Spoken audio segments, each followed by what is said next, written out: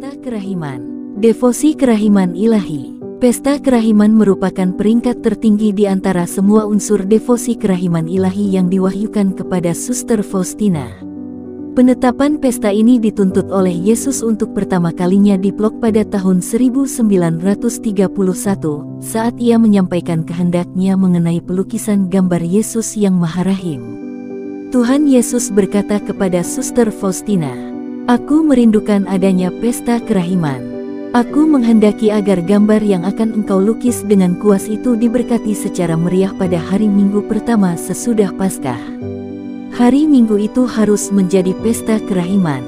Mengapa dipilih Minggu pertama sesudah Paskah sebagai pesta kerahiman? Karena menunjukkan hubungan sangat erat antara misteri Paskah dengan misteri kerahiman ilahi. Dapat dikatakan, pesta kerahiman menjadi puncak peristiwa penyelamatan Tuhan. Pesta ini tidak hanya merupakan hari khusus untuk menghormati Allah dalam misteri kerahimannya, tetapi juga menjadi masa rahmat bagi semua orang, khususnya orang-orang berdosa dan jiwa-jiwa yang malang yang sangat membutuhkan keselamatan Tuhan. Tuhan berkata, "Putriku, katakan kepada dunia tentang kerahimanku yang tak terselami." Aku ingin agar pesta kerahiman ini menjadi tempat pengungsian dan pernaungan bagi semua jiwa, khususnya bagi para pendosa yang malang. Pada hari itu, terbukalah lubuk kerahimanku, dan aku meluapkan seluruh samudera rahmat ke atas jiwa-jiwa yang menghampiri sumber kerahimanku. Janganlah ada jiwa yang takut menghampiri aku meskipun dosa-dosanya laksana kain yang merah padam. Aku ingin supaya pesta itu dirayakan secara meriah pada hari Minggu pertama sesudah Paskah. Umat manusia tak mungkin merasa tenteram sebelum berpaling kepada sumber kerahimanku. Jiwa-jiwa pada binasa meskipun sengsaraku amat pahit. Maka, kepada mereka, aku memberikan harapan terakhir untuk selamat, yakni pesta kerahimanku. Kalau mereka tidak mau memuliakan kerahimanku, mereka akan binasa untuk selama-lamanya. Katakanlah kepada jiwa-jiwa tentang kerahimanku yang besar ini sebab hari yang mengerikan, yakni hari penghakimanku sudah dekat. Keagungan pesta ini diukur atas dasar janji-janji luar biasa yang dilekatkan pada pesta ini. Yesus berkata, "Barang siapa, pada hari ini, menghampiri sumber kehidupan ini, ia akan menerima pengampunan penuh atas dosa-dosanya dan dibebaskan dari hukuman." Umat manusia tidak akan menikmati damai sebelum berpaling dengan penuh kepercayaan kepada kerahimanku. Untuk memetik manfaat dari karunia-karunia agung itu perlu dipenuhi syarat-syarat devosi kepada kerahiman ilahi, yaitu mengandalkan kebaikan Allah dan aktif mengasihi sesama, berada dalam keadaan rahmat pengudus, artinya telah pergi ke pengakuan dosa, dan pantas menerima komuni kudus. Tuhan Yesus menjelaskan, tidak satu jiwa pun akan dibenarkan sebelum ia berpaling kepada kerahimanku dengan penuh kepercayaan. Inilah sebabnya hari Minggu pertama sesudah Paskah harus dirayakan sebagai pesta kerahiman. Pada hari itu, para imam harus memberitahukan kepada setiap orang kerahimanku yang agung dan tak terselami. Melalui gambar itu, aku akan memberikan banyak rahmat kepada jiwa-jiwa, oleh karena itu biarlah setiap jiwa mendapat kesempatan untuk menghampirinya.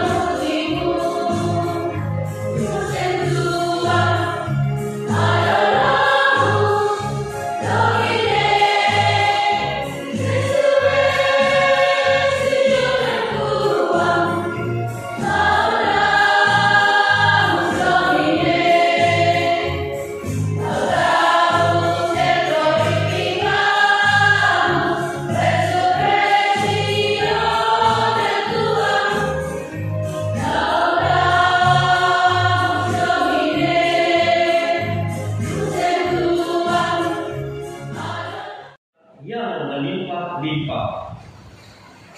Di antara mereka tidak ada seorang pun yang berkekurangan, karena semua orang yang mempunyai tanah atau rumah menjual kepunyaannya itu, dan hasil penjualan itu mereka bawa dan mereka letakkan di depan kaki rasul-rasul.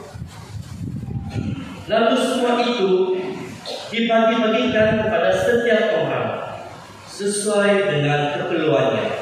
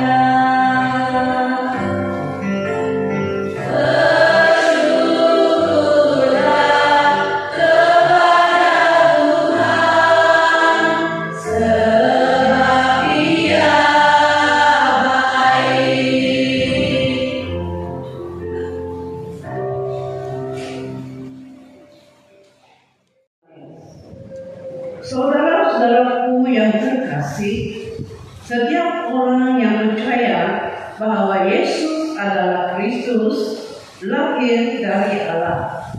Dan setiap orang yang mengasihi Dia, yang melahirkan, mengasihi juga Dia yang lahir daripadanya.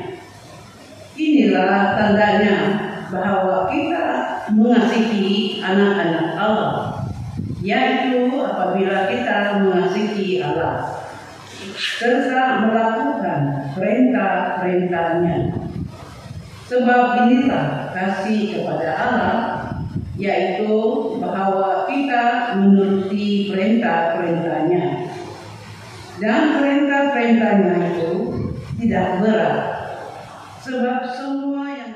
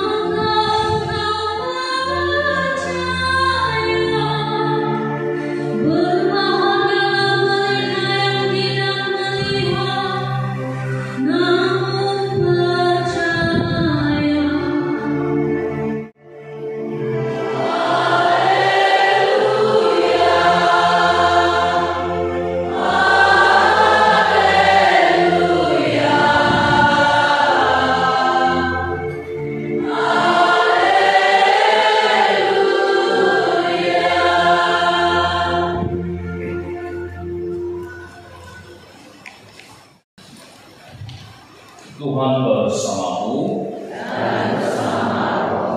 Inilah Injil Yesus Kristus menurut Yohanes.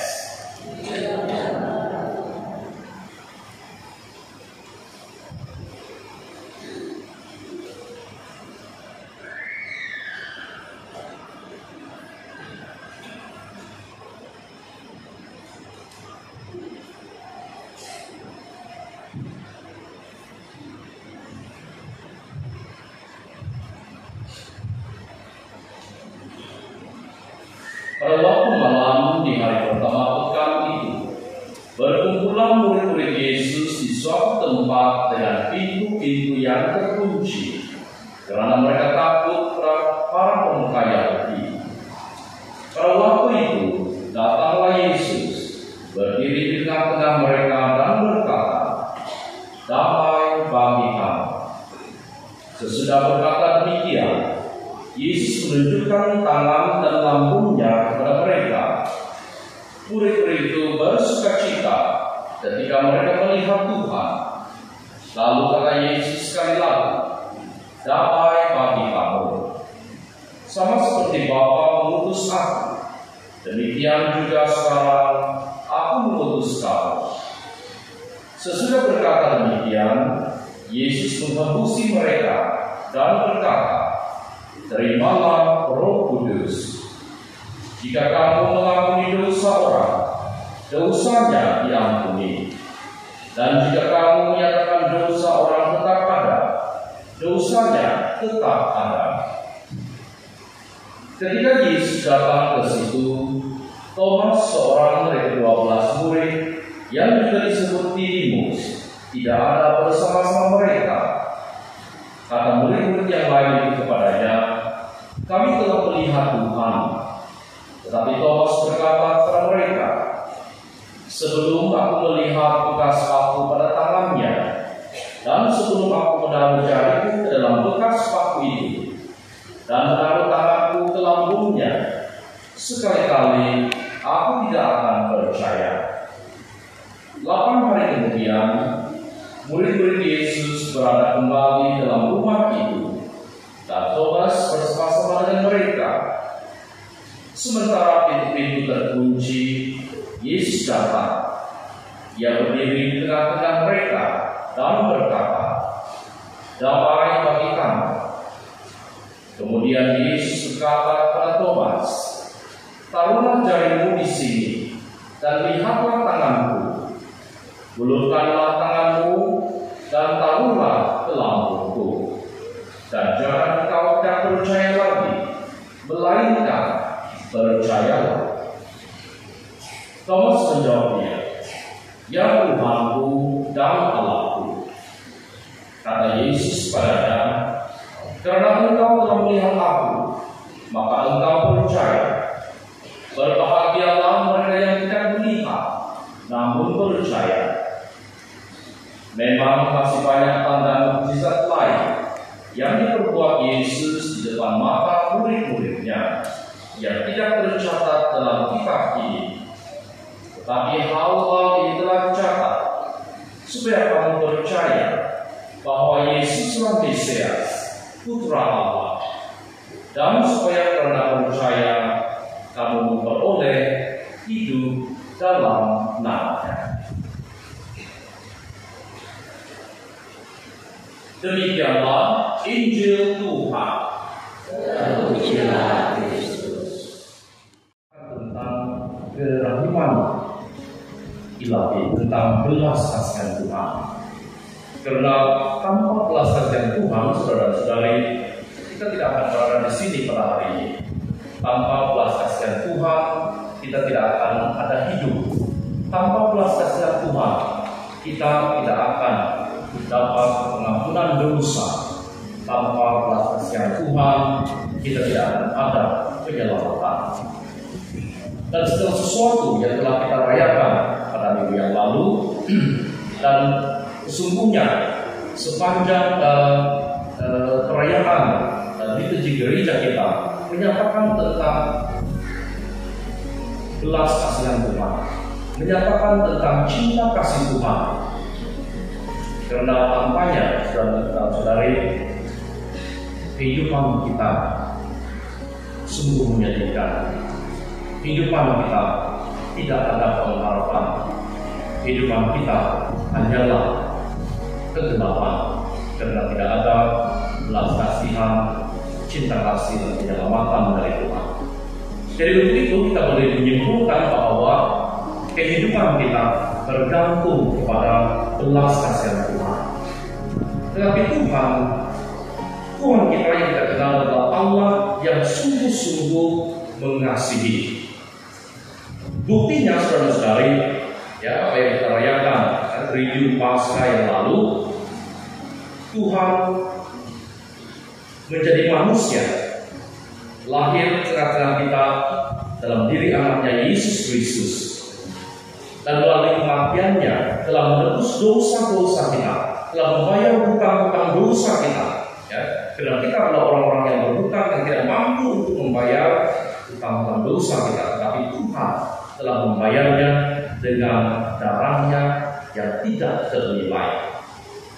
Dan melalui kebangkitannya, melalui kita telah membuka pintu surga bagi setiap kita yang percaya, yang mengimani Dia. Jadi itulah yang kita imani, ya, itulah yang kita pegang, ya. Tetapi untuk itu, saudara-saudari, kita dari pihak kita juga kita harus berpindah, kita harus menghidupi, ya, belas kasihan dan cinta kasih Tuhan ini kepada kita.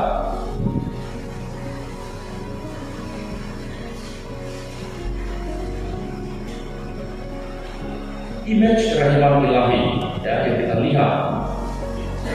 Image ini merupakan, ya, seperti yang digambarkan oleh Saint Faustina, ya. Image Yesus Kristus yang mana dari jantungnya terpancar cahaya merah yang menandakan sebagai darah, ya, darah yang memberikan hidup kepada jiwa. Dan warna putih atau warna biru, katakan warna biru, kan, menandakan air, ya, di mana melalui pembaptisan kita menerima belas kasihan Tuhan, kita menjadi anak-anak Allah, kita mendapat penyelamatan, ya. Itulah yang digambarkan oleh image kerahiman ilahi. Dan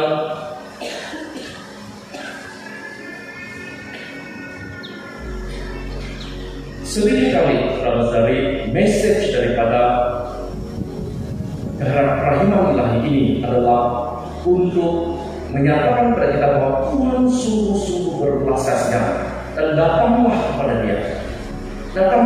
Dia, karena Dia adalah Tuhan yang berbelas kasihan. Dan belas kasihannya sungguh dalam, sungguh luas, tidak dapat digambarkan, tidak dapat diukur oleh kita, pemikiran kita sebagai manusia. Oleh sebab itu, datanglah kepada kerahimannya, datanglah kepada belas kasihan Tuhan. Jadi untuk itu saudara-saudari, oleh karena kita hidup bergantung pada belas kasihan Tuhan, cinta kasih Tuhan, maka kita harus juga mau menghidupi apa yang telah kita terima, harus menghidupi iman kita, ya. Karena kita percaya bahwa Tuhan sungguh-sungguh berbelas kasihan, maka kita harus menghidupi ini di dalam kehidupan kita. Bagaimana Tuhan telah berbelas kasihan kepada kita, maka begitulah juga kita harus berbelas kasihan pada satu sama yang lain. Di dalam pembacaan yang pertama yang diambil dari kisah para rasul, menyatakan kepada kita bagaimana kehidupan umat-umat beriman pada waktu itu, ya. Bagaimana mereka tidak melihat apa yang mereka ada, dan segala sesuatu yang mereka ada, mereka jual dan mendapat hasilnya dan diberikan kepada para rasul. Nah, para rasul menggunakan ini untuk memberikan segala sesuatu yang cukup, terutama sekali kepada mereka yang memerlukan.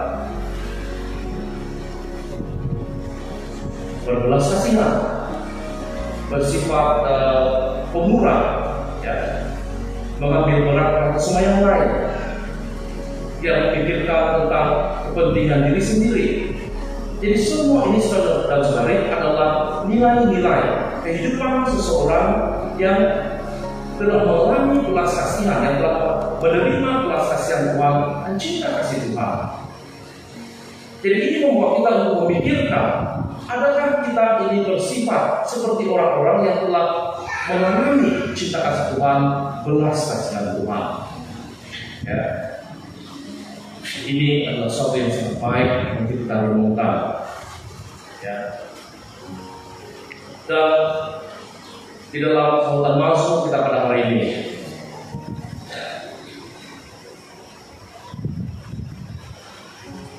kita mendengar bagaimana ayat yang diulang beberapa kali, kekal abadi kasih setianya, kekal abadi kasih setianya, kekal abadi kasih setianya. Dan sesungguhnya, ya, Tuhan setia dengan apa yang telah Dia janjikan. Dan untuk itu kita mendapat kekuatan. Saya memikirkan bahwa inilah yang paling yang paling kurang di dalam kehidupan kita hari ini.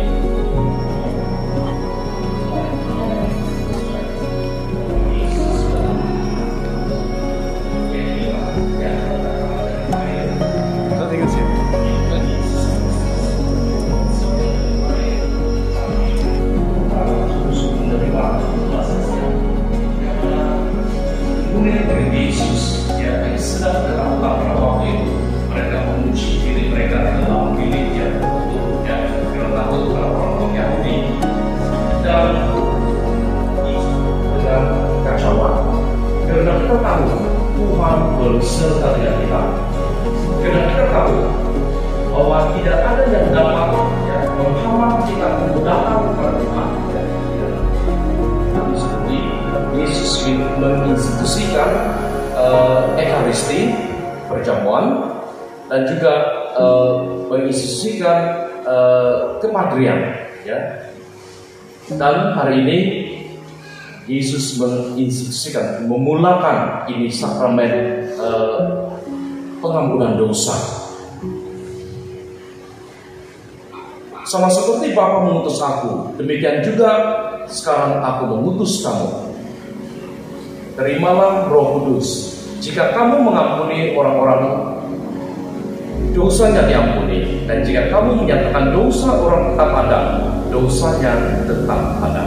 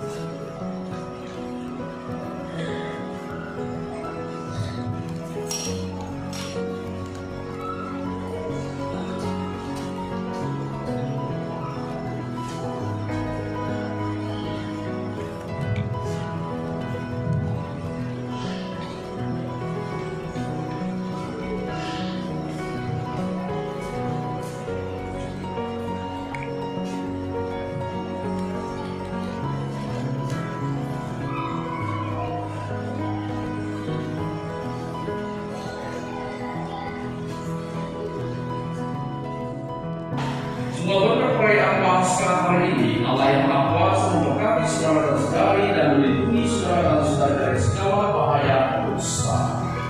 Amin. Semoga Allah yang memulihkan hidup saudara dan saudari lewat kebangkitan putra tunggalnya memenuhi hati saudara dan saudari dengan karunia abadi. Amin. Semoga semua sudah memperingati hari-hari sengsara Tuhan dan merayakan pesta Paskah dan bergembira. Saudara dan saudari di antara Tuhan memasuki pesta sukacita abadi. Amin. Dan semoga saudara dan saudari sekalian diberkati oleh Allah Bapa yang Maha Kuasa, Bapa dan Putra dan Roh Kudus. Amin. Saudara dan saudari sekalian, hari ini bisa selesai beriman dalam damai Kristus. Sebelum mengakhiri, saya ingin mengucapkan selamat pesta berakhir dengan ilahi pada komiti kerahiman ilahi kita, dan semoga ya, dengan kerahiman ilahi yang Tuhan yang sentiasa dipancarkan kepada kita, seluruh orang kita lebih dekat kepada Dia.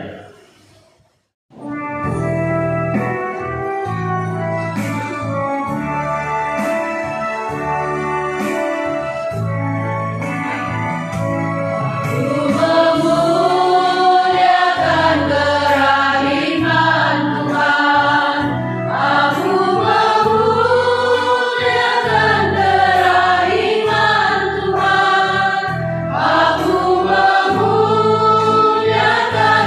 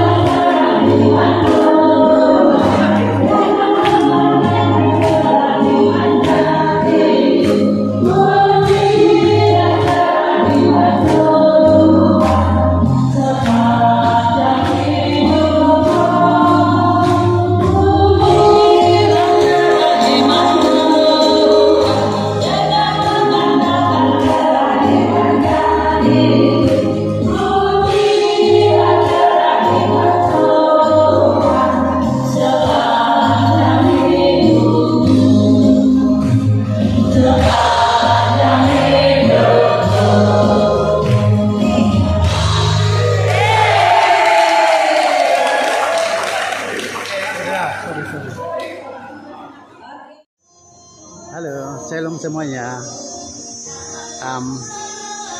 Saya bersyukur, and then saya sebagai seorang pendevosi dan ahli musik dalam Divine Mercy sangat-sangat bersyukurlah pada hari ini karena dapat bersama-sama untuk merayakan bersama dengan pendevosi setiap gereja di bawah naungan Sacred Heart Church Inobong, Paris.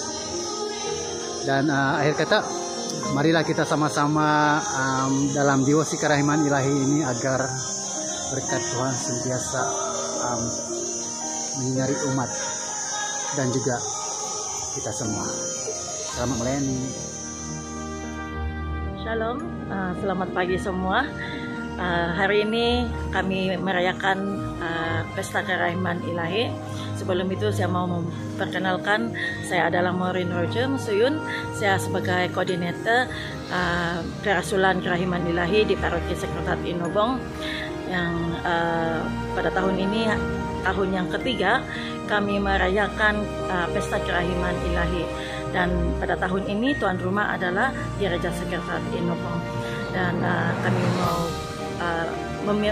merayakan pesta ini dengan sungguh meriah seperti yang telah dikatakan di dalam Diary Santa Faustina, yang hari ini adalah kehendak Tuhan untuk dirayakan sebagai pesta kerahiman ilahi. Dan saya percaya ini bukan daripada kami punya kehendak, tapi Tuhan sendirilah yang menghendakkan hari ini dirayakan. Dan sekali lagi saya mau berterima kasih dengan semua tim paroki Kerasulan Kerahiman Ilahi karena telah bersusah payah bersama-sama untuk mempersiapkan gereja dan juga dewan di dalam perayaan kami ini. Dan terutama sekali kami mau berterima kasih kepada Rektor Reverend Father Sanechung karena sentiasa bersama dengan kami, berjalan bersama dengan kami, memberi sokongan dan nasihat-nasihat dan juga bimbingan kepada tim Kerasulan Kerahiman Ilahi. Dan selamat merayakan Pesta Kerahiman Ilahi kepada semua umat paroki Sacred Heart Inobong. Terima kasih.